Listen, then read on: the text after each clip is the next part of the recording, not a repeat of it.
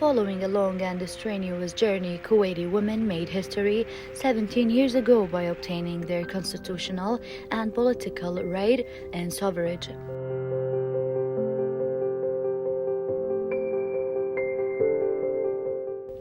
The Kuwaiti woman was able to prove through a record full of achievements her leading active role in the homeland's development process in various fields.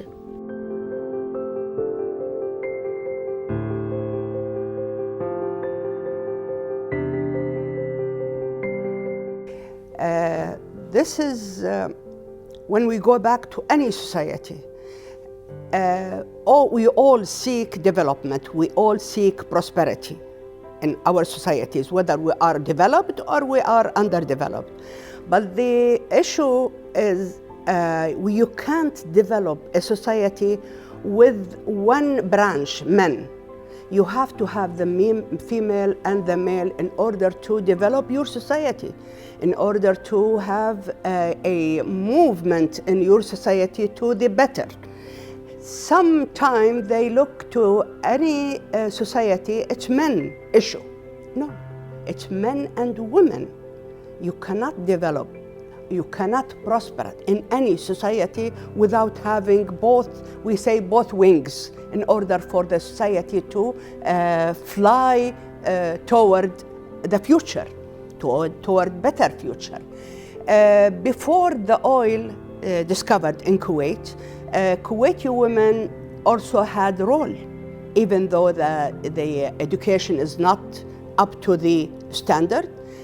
Women are not getting education almost at all, but still women had a role. Because most men at that time, they go out of Kuwait, out of the country itself, either by sea for diving, pearl diving, or for trade up to India. That means they are spending months and months out of Kuwait. So who will take care of the family? Who will take care of the whatever issues they need? Women. So Kuwaiti women is really a strong woman, very dependent on, in order to make things easier while men are not in the country. She was able to achieve this success due to several factors, including the development of the legislative and the social system, allowing many female Kuwaiti talents to occupy the highest positions locally and regionally. Today, May 16th, marks a milestone in the history of Kuwait in general, and the Kuwaiti women in particular, by obtaining their full political rights after a long journey. Political rights, to have your political rights, is the key to open all doors for your other rights. Social rights, economic rights, political rights, you name it. Because when you are in the position of decision making, you are eligible to make these rights a reality. On this date, the National Assembly's Abdullah Salam Hall witnessed a historical session that concluded with the approval of 35 members to amend Article 1 of the Electoral Law to allow women to exercise the right to run and vote for elections. From 1962, not 63, 1962, when the preparation for the Constitution started, okay?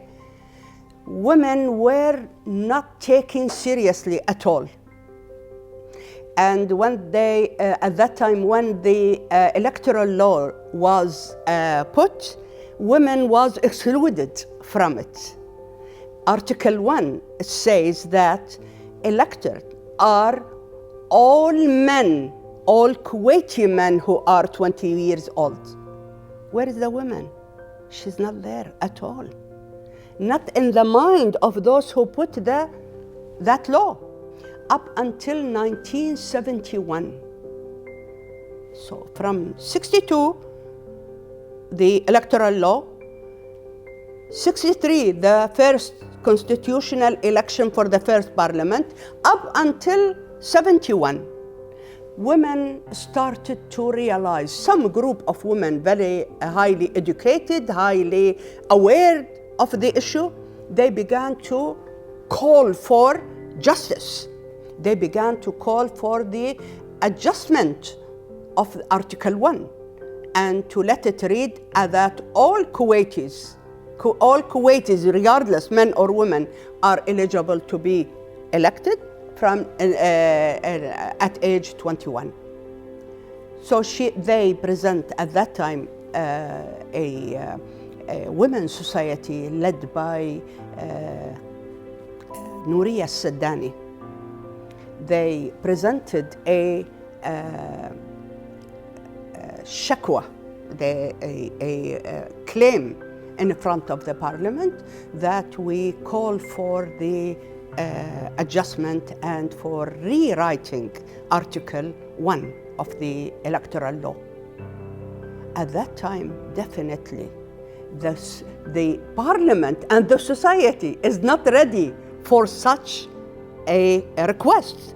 So they rejected that request almost unanimously, almost. But that request opened the door for men, parliamentary men, MPs, who are believing in real democracy, who are believing in women.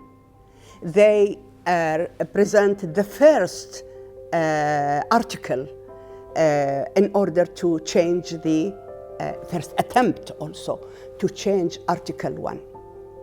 And then steadily, almost every 2-3 years, we have some courageous MPs who present the same article for women to elect. Then they call also for election and to be elected, to elect and to be elected.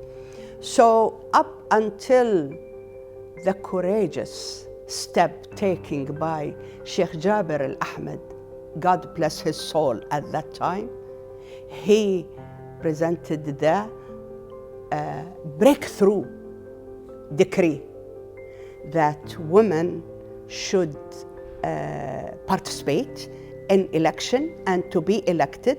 And he suggests in that article, in that decree, it's a special decree, that to change Article 1.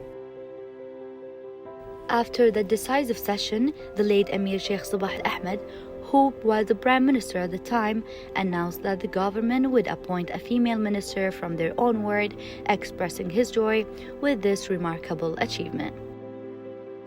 At that time, on the 11th of May, 1999, I wrote an article in a Siyasa newspaper calling for a decree, calling for the Emir to issue a special decree for changing Article 1. That article that I wrote, 5 days later, the Emir issued the special decree for women, but unfortunately didn't pass. Didn't pass.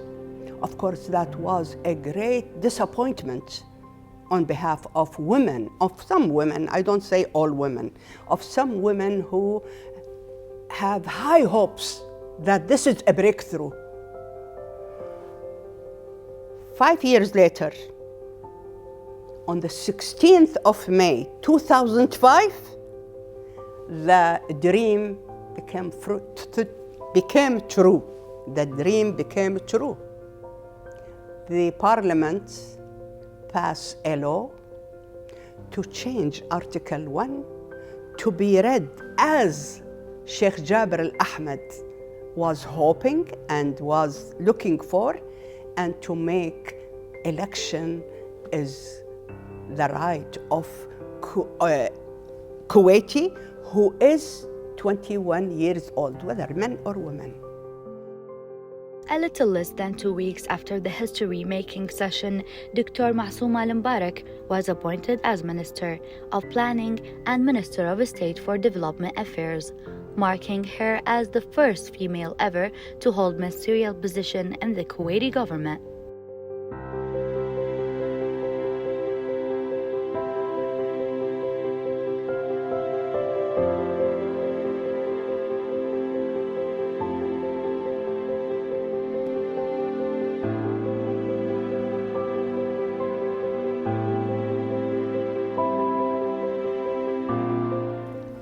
In 12th of June 2005 was the real dream that came true for Kuwaiti women. We are looking for a woman after the passing the changing of Article 1, then we need the implementation of this change. So it was the selection of the first woman minister. And I am highly proud, endlessly proud to be that woman. So that was a great test for me, my ability, women ability, not only me, myself, women ability in order to succeed in the ministerial position. So that was a great news all over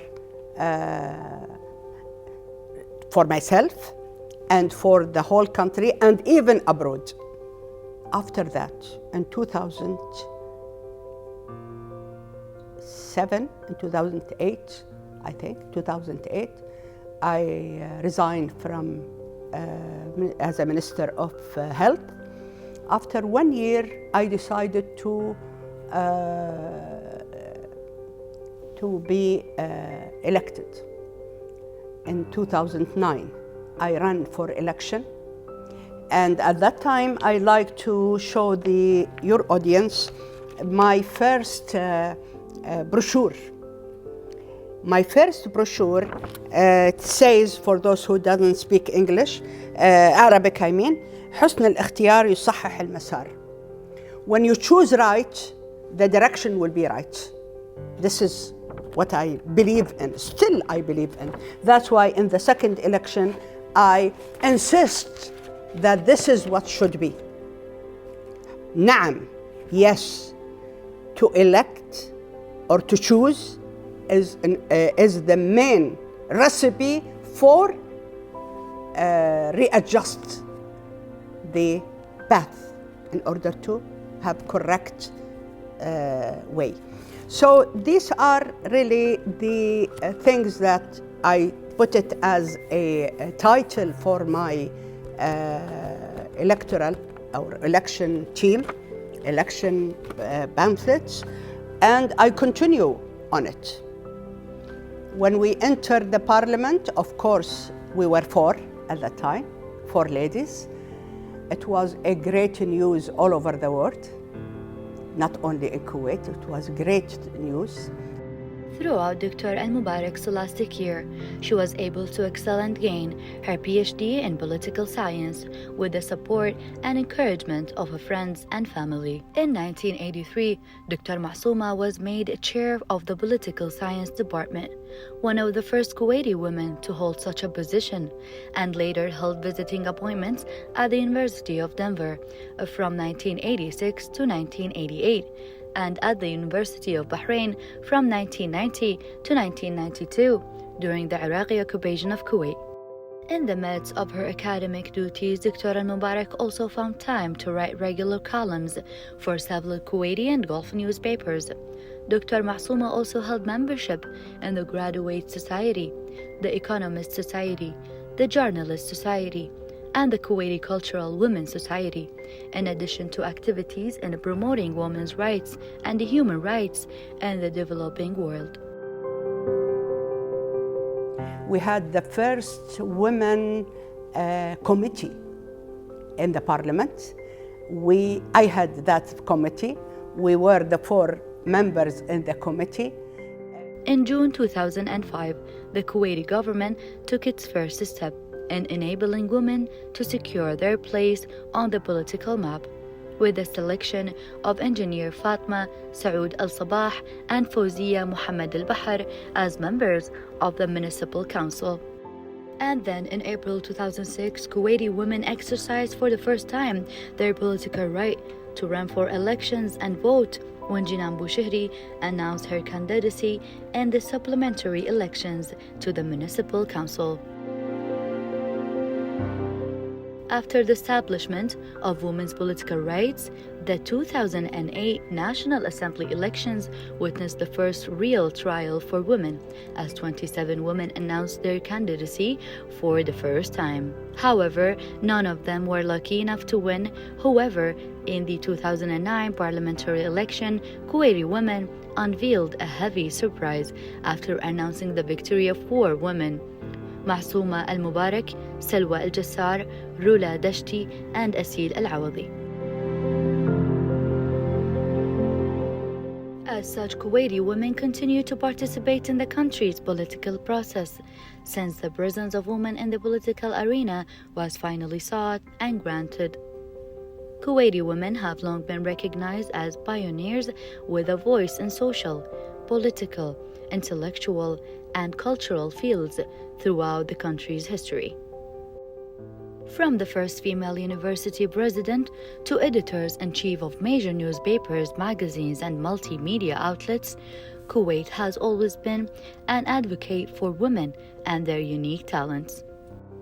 All these steps that Kuwait has taken to support and empower women in a variety of fields as part of its implementation of the UN Sustainable Development Goal 5. Today, we celebrate Kuwaiti Women Day, which is considered a historical day in Kuwait's political field, an achievement and a memento on the forefront of equality, justice, and democracy that characterized the state of Kuwait.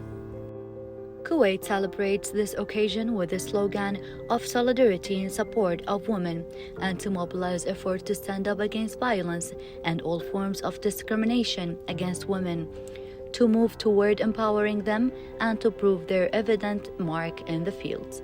The proposal of the Women's Affairs Committee to designate May 16 of each year as the Day of Kuwaiti Women was based on the goal of raising her status, enhancing her role in society, and creating an appropriate social environment to highlight her capabilities and encourage her to engage in development programs and activities.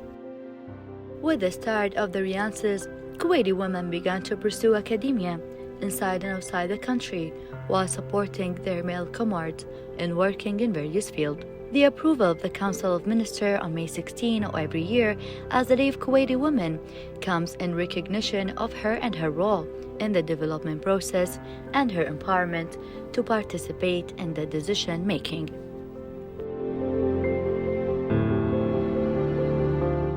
Accordingly, in 1994, the state of Kuwait had signed the Convention on the Rights of Women on the Elimination of Discrimination Against Women, which is in harmony with the Kuwaiti Constitution and provides for the achievement of equality and recognition of the existence of women, affirming the country's commitment to this convention as an embodiment of the importance it attaches to women.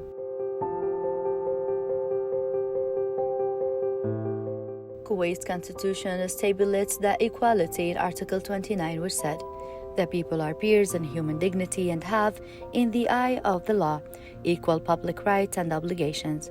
There shall be made no differentiation among them because of gender, origin, language, or religion."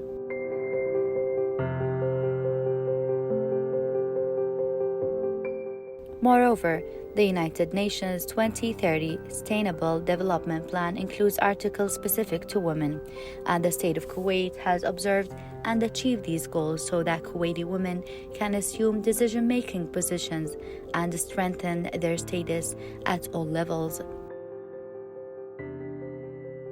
Women in Kuwait have experienced numerous progressive changes since the beginning of the 20th century, as they have since been granted recognition towards ensure privilege in the field of education, political, and economic rights. Since its inception, the committee has focused on increasing women participation in the workplace. The committee also played a pivotal role in pushing through reforms in October 2021 to mandate non-discrimination based on gender in employment and to profit and criminalize sexual harassment at the workplace, in collaboration with the World Bank's Businesses Regulation for Gender Equity Advisory Team under the National Jobs Strategy Project.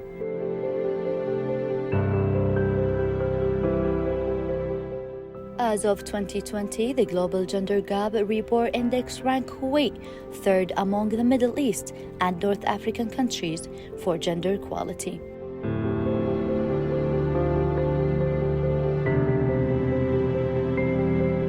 Women always suffering from injustice, not only in Kuwait. One time when I was in the parliament, I attended the international parliamentary session, and there was a title for that session: "Are women? Our doors are open for women in the parliament?" My paper was almost the last. I choose to be the last because I want to hear other participants from almost 180 countries. So I was listening to them, and they were always suffering from what we suffer from. That women are much less in number in the parliament, even though they are higher number in population, higher number in electoral votes. But the problem is the belief in women all over the world with different percentage. All over the world, women are suffering from injustice. Women's Association in Kuwait never ceased to work hard in raising awareness of women's rights and develop programs to demonstrate the importance of their role. These associations also work to raise the level of women's self-confidence, competence, and awareness of the power of their role and their effective influence in society. The solidarity of women and their cooperation and support for each other at all levels achieves their aspiration, for example, in Parliament. The cooperation between women and men accomplishes integration in the society and its development at the elevation of the homeland, hoping that women will have their mark in developing the strategic plans of the state. Many organizations in Kuwait have incorporated the women's empowerment principles established by the UN Global Compact and UN Women, which dictate a set of principles offering guidance to businesses on promoting gender equality and women's empowerment in the workplace, marketplace, and community. The principles are informed by international labor and human rights standards and grounded in the recognition that businesses have a stake in and responsibility for gender equality and women's empowerment. Additionally, these principles are a primary vehicle for corporate delivery on gender equality dimensions of the 2030 Agenda and the United Nations Sustainable Development Goals. In Kuwait, 7 women empowerment principles signatories participated in the supporting the cause to end violence against women and girls as part of the Globe Unit campaign organized around the 16 days of activism against gender-based violence. The rollout of the Women's Empowerment Principles Initiative in Kuwait was kick-started in the context of the SDG 5 program of the General Secretariat of the Supreme Council for Planning and Development in partnership with Kuwait University Women's Research and Studies Centers, UN Women and UNDP, including a training and information session on the principles. In Kuwait, just 3 years after women got the right to vote and the year before the election of first female lawmakers, the Parliamentary Committee on Education issued a directive instructing the government to start enforcing a law on gender segregation at private universities by 2013. Moreover, women's rights organizations are becoming more vocal and better organized, and women are increasing their representations in electing government bodies. Despite the heavy burden on a woman as a wife, mother, and responsible for education, she has proven her effective role in developing Kuwait's march and that she is a part of the work system, starting from home through raising the individuals in society, ending with her career performance and to the highest positions.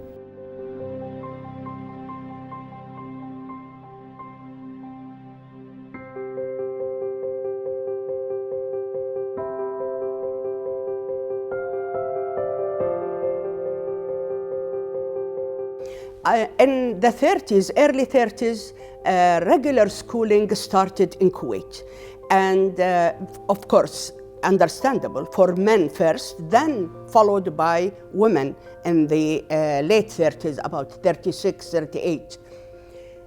At that time, years after, the first woman teacher was known, Ustadha Maryam Abdul Malik Saleh. She was the first woman teacher in Kuwait, Kuwaiti woman in Kuwait. And then the role started growing and developing. Then we have more women now in education sector than men, Kuwaiti women. We have more in education sector than men. And doctor in the hospitals, also we have a growing number of women in our hospitals, and so on. So women are catching up and exceed, not only catching up, exceed men in some profession. So women we cannot say that women were granted their right to work, but they work hard to get it. The high educational level that Kuwaiti women have achieved through educational training courses and other methods that contribute to the refinement and development of their capability are clear and unmistakable.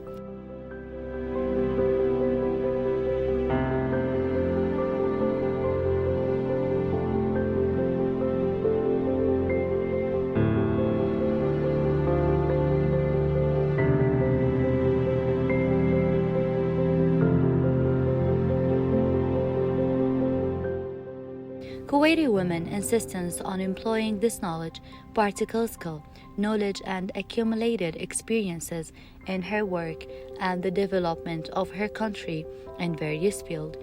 Kuwaiti women constitute more than half of the Kuwaiti national population, and with the educational opportunities that the government make available, women have been able to pursue their studies to high levels. And over 80% of the students at the tertiary level are females, with a combined ratio over 99.1% rate for both sexes, achieving the Millennium Development Goal in this respect.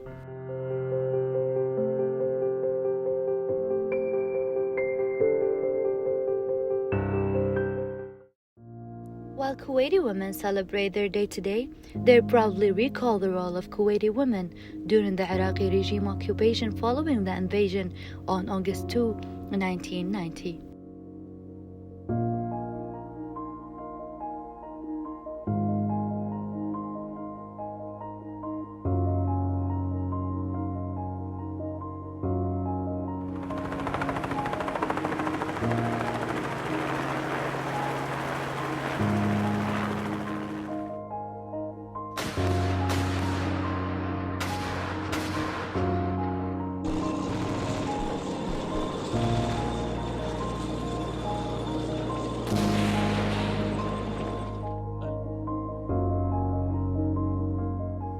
They give their lives for the sake of their country, for the liberation of their country, to reject the invaders. And Kuwaiti women, they had 3 or 4 demonstrations during the invasion, against the invaders. That means they are so courageous in order to stand up and to say their word loudly. Whether in Adeliya, we had a demonstration, women demonstration. In Jabriya, and we had Sana al-Foderi was the first woman to be executed in that demonstration. And in Rumaithiyya, we have Suad al-Hassan, who was killed at that time. And we have so many women who give their lives for Kuwait, for Kuwaiti's sake. Nothing, they don't want anything for Kuwait. Not to protect their family, not to protect their money, not to protect their house, no. The word is for Kuwait. So we really salute them for such a position. Women give their price for Kuwait liberation as other men, and this is what we ought all to do. This is our role as people who fight against the invaders, each in different areas, and each according to the ability, to the strength. Of course, it needs a lot of strength. Not everybody has it, to sacrifice your life for the country. Women's activism was put to test during the invasion of Kuwait, and the courageous role of Kuwaiti women during the occupation is a shining example of the flair demonstrated through their resistance on the invasion, which resulted in the martyrdom of 83 Kuwaiti women, the first of whom who was martyred, Sana al-Foderi. Women swiftly mobilized the opposition to the occupation and started an underground resistance paper called Al-Kuwaitiyya, while carrying weapons and ammunition through Iraq checkpoints, transporting and planting explosive, as well as food and medicines collection and distribution for the sick and the disabled. The first public acts against the occupation were demonstrations, mostly with women and children, carrying banners and photos of the late Emir Sheikh Jabir al-Ahmed al-Jabr al-Sabah and the late Crown Prince Sheikh Saad al-Abdullah al-Sabah to reiterate the opposition's standing against the brutal invasion.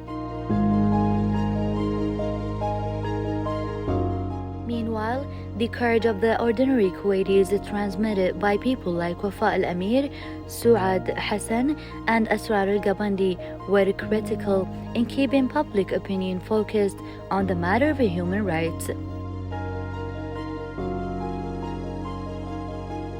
In recognition of their great sacrifice, the Jeddah Conference of October 1990 unanimously voted to grant Kuwaiti women the constitutional right of equality in the decision-making process and equal powers at the legislative, executive, and judicial branches of the government.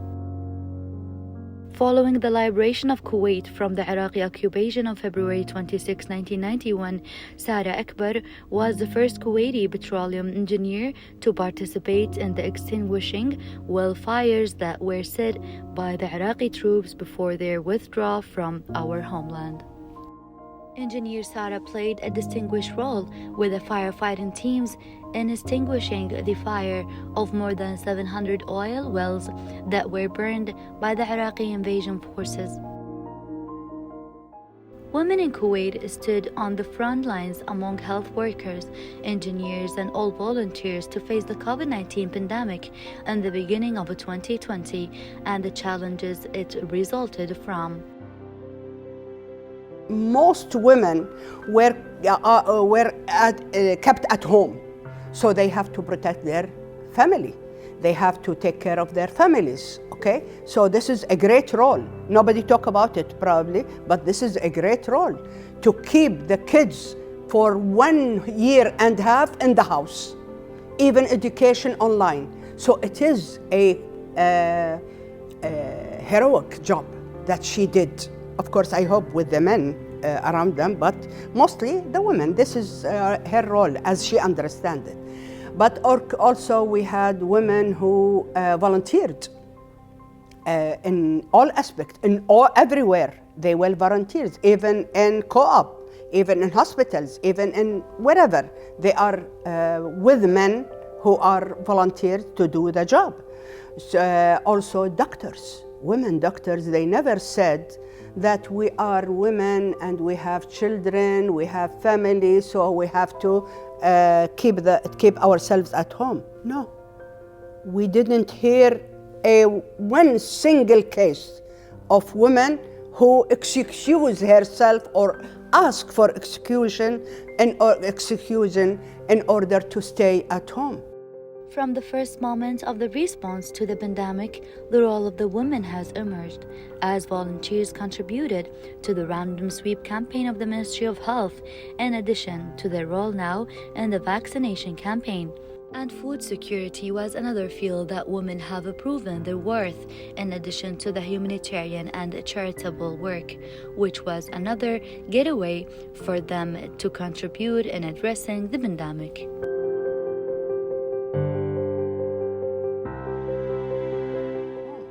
So this is, I think, a courageous role. And women in the interior of ministry and so on. So women did her part bravely, courageously, and wonderful during the COVID-19.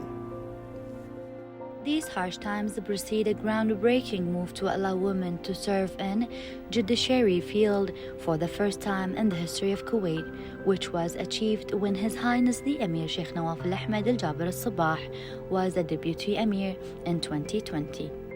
The march for it began in 2014 with the issuance of a decision by then Minister of Justice to appoint 20 female Deputy Attorney General, paving the way for women to take over the legislative arena, which was actually achieved at the end of June 2020 when the country's Attorney General announced that 8 of them had been promoted to work as judges in an event that is the first of a kind in the country history.